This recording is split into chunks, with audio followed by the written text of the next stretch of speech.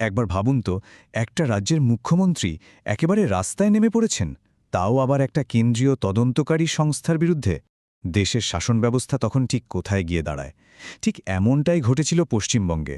আর আজকের আলোচনা সেই ঘটনাটা নিয়েই, যা ভারতের কেন্দ্র রাজ্য সম্পর্ককে একেবারে নাড়িয়ে দিয়েছিল। মুখ্যমন্ত্রীর এই একটা কথাতেই যেন আগুনে ঘি পড়েছিল। তো চলুন একটু গভীরে গিয়ে দেখি ঠিক কী এমন হয়েছিল যে তিনি এই রকম একটা বিস্ফোরক মন্তব্য করতে বাধ্য হলেন, আর এই ঘটনার জল ঠিক কত দূর গড়িয়েছিল। তো চলুন প্রথমেই আমরা ফিরে যাই সেই দিনটায়, অর্থাৎ ৮ই জানুয়ারি ২০২৬। সেদিনই একটা সাধারণ তল্লাশি অভিযান হঠাৎ করেই একটা বিরাট রাজনৈতিক সংঘাতের চেহারা নিয়েছিল। দেখুন ঘটনাটা কত দ্রুত এগোলো। সকাল 12:15টায় পুলিশ কমিশনার এলেন, আর ঠিক তার 15 মিনিটের মধ্যেই ঘটনাস্থলে পৌঁছে গেলেন মুখ্যমন্ত্রী নিজে। আর তারপর দুপুর 12:40 নাগাদ দেখা গেল তিনি একটা ল্যাপটপ আর ফোল্ডার হাতে নিয়ে বেরিয়ে আসছেন। মানে ভাবা যায়, মাত্র কয়েক ঘন্টার মধ্যে পরিস্থিতিটা একেবারে বদলে গেল।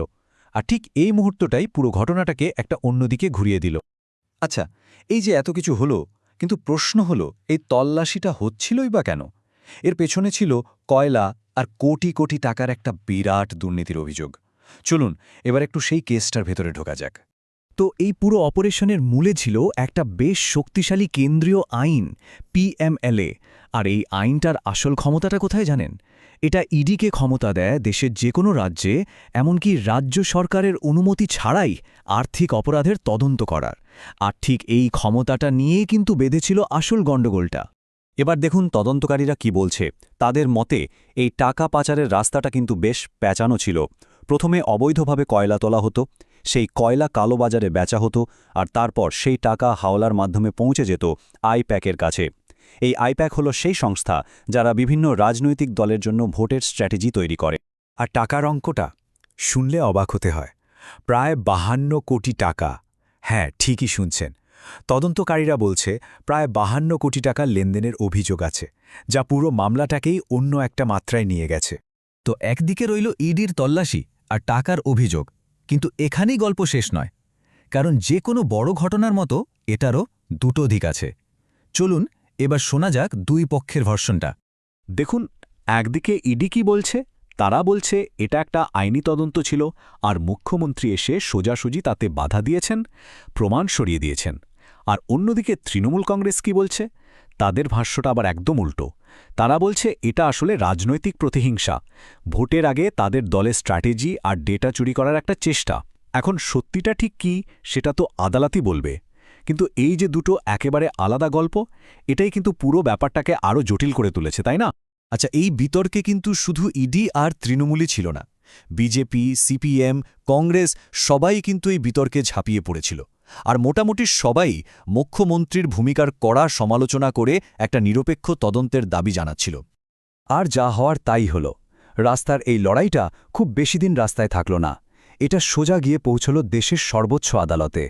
তো প্রথমে ইডি গেল কলকাতা হাইকোর্টে, কিন্তু সেখানে এতই হট্টগোল হল যে শুনানি করা গেল না। এরপর ইডি আর দেরি না করে সোজা চলে গেল সুপ্রিম কোর্টে। অন্যদিকে রাজ্য সরকারও একটা ক্যাভিয়েট ফাইল করে রাখল, যাতে তাদের কথা না শুনে কোনো রায় না দেওয়া হয়। মানে একেবারে যাকে বলে আইনি দাবার চাল। কিন্তু গল্পে আরও একটা টুইস্ট ছিল। একদিকে যখন ইডি আইনি লড়াই চালাচ্ছে, তখন অন্যদিকে রাজ্যের পুলিশ কী করল? তারা উল্টে ইডি অফিসারদের বিরুদ্ধেই একটা এফআইআর দায়ের করে দিল। মানে কেন্দ্র রাজ্য সংঘাতটা একেবারে অন্য লেভেলে চলে গেল। আচ্ছা, এই যে এত কিছু হলো, এটা কি শুধু পশ্চিমবঙ্গের একটা ঘটনা? না, একদমই না। এই ঘটনাটা আসলে আমাদের দেশের ফেডারেল সিস্টেম বা যুক্তরাষ্ট্রীয় কাঠামো নিয়ে কিছু খুব জরুরি প্রশ্ন তুলে দেয়। আসুন একটু সেই বড় ছবিটা বোঝার চেষ্টা করি। দেখুন, আমাদের দেশের শাসন ব্যবস্থার একটা মূল ভিত্তি হল কোঅপারেটিভ ফেডারালিজম, মানে যেখানে কেন্দ্র আর রাজ্য সরকারগুলো মিলেমিশে কাজ করবে। কিন্তু পশ্চিমবঙ্গের এই ঘটনাটা যেন একটা অন্য ছবির দিকে ইঙ্গিত করছে, যাকে অনেকে বলছেন কোয়ার্সিভ ফেডারালিজম, মানে যেখানে কেন্দ্র তার ক্ষমতা ব্যবহার করে রাজ্যকে দাবিয়ে রাখার চেষ্টা করছে বলে মনে হচ্ছে। সহযোগিতার বদলে সংঘাত, এটাই যেন মূল সমস্যা হয়ে দাঁড়িয়েছে। আর এই ধরনের সংঘাতের প্রভাব কিন্তু বেশ গভীর।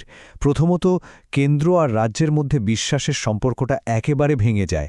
দ্বিতীয়ত, ইডির মতো তদন্তকারী সংস্থাগুলোর নিরপেক্ষতা নিয়ে সাধারণ মানুষের মনে প্রশ্ন জাগে। আর সবথেকে বড় কথা, যখন সব রাজনৈতিক লড়াই আদালতের দোরগোড়ায় গিয়ে পৌঁছায়, তখন শাসন ব্যবস্থাটাই তো ঠিকমতো চলতে পারে না। এটা আসলে শুধু দুটো সরকারের লড়াই নয়, এটা মানুষের আস্থার লড়াই।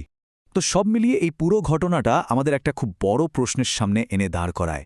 যখন আইন আর রাজনীতি এইভাবে মুখোমুখি টক্কর দেয়, তখন ক্ষমতার আসল ভারসাম্যটা কে রক্ষা করবে, আইন নাকি রাজনীতি? প্রশ্নটা কিন্তু থেকেই যায়।